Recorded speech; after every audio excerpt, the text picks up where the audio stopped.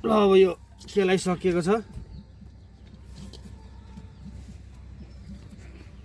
अब यो सबै फेरिसकेपछि हामी आगोमा तताउँछौँ अनि अझै यसको स्वाद आउँछ।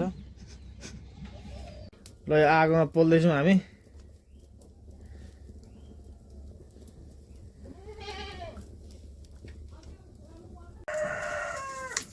ल भालेको मासु चाहिँ यति भएको छ। अब यो दुईटा खुट्टा चाहिँ मैले यहाँ पोलेर खानु राखेको छु। यो चाहिँ म यहाँ आगोमा पोलेर खान्छु। यो दुईटा खुट्टा चाहिँ यति भएको छ। अब यहाँनिर पकाएर हामी खाने हो। ल यति भएको छ हाम्रो मासु चाहिँ। ल दामी हुँदैछ यहाँ खाने चाहिँ यसरी हो।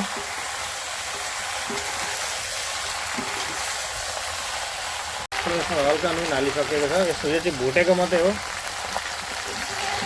दामीसँगले यसरी भुटिँदैछ मासु। लोकल कुखुराको मासु दामी भुटिँदैछ यसरी।